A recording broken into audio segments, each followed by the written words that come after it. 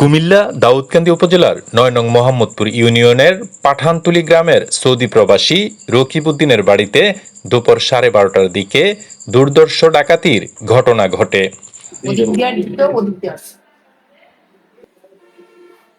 বাড়িতে থাকা ভাড়াটিয়া মোহাম্মদ গিয়াসউদ্দিন দীর্ঘ সময় ধরে সৌদি প্রবাসী রকিবউদ্দিনের বাড়িতে ভাড়া থাকে।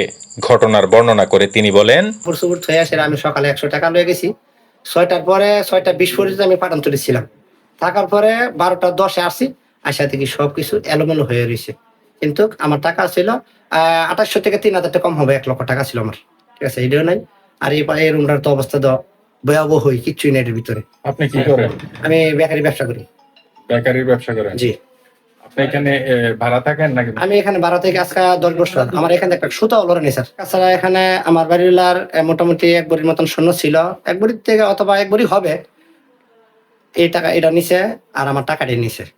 সৌদি প্রবাসী রকিবউদ্দিনের স্ত্রী বলেন, আমার 1 ভরি স্বর্ণ, সাথে অনেক ক্ষয়ক্ষতির সম্মুখীন হয়েছি। কুমিল্লাতে থাকি, একজন ভাড়াটিয়া চলে গেছে, 2 রুম খালি আছে, আর 1 রুমের মধ্যে আরেকটা ভাড়াটিয়া আছে।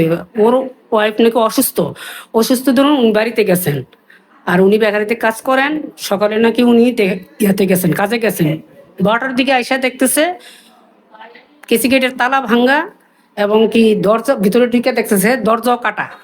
দরজা কাটিয়া এরপর উপর দিয়ে বেলকি কাটিয়া আমার রুমের ভিতরে ঢুকছে। আমার স্টিলের আলমারি, কাঠের আলমারি, তারপরে ওয়ার্ড্রোব, এগুলা সবগুলোই যা ভিতরে ছিল সবগুলো নেমে মানে নিচে ফেলেছে। নিচে ফেলাইয়া আমার জিনিস ছিল, একটা হাতের আংটি ছিল, 1 জোড় রিং ছিল, আর একটা গলার চেন ছিল। বেশি পুক্ত ছিল না, 3টা মিলাই হয়তো 1 ভরির মতন হতে পারে। আর জরুরি কাগজপত্র কিছু ছিল বাড়িঘরের, এগুলো তো সবগুলা দেখলে না বলা যাবে কোনগুলো কিছু নিচে নাকি রেখে গেছে। আমি তো এখন ধরতেছি না, কিছু সবকিছু মাটিতে ফেলে রাখছি।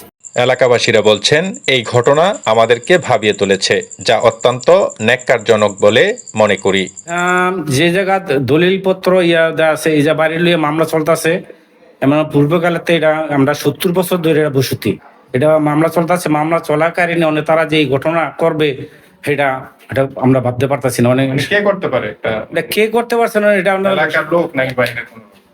এটা সঠিক কথা না, এলাকার লোকও থাকতে পারে, বাইরের লোকও থাকতে পারে। দুর্ধর্ষ এই ডাকাতির ঘটনায় এলাকায় আতঙ্ক বিরাজ করছে। Grand Bangla TV news desk.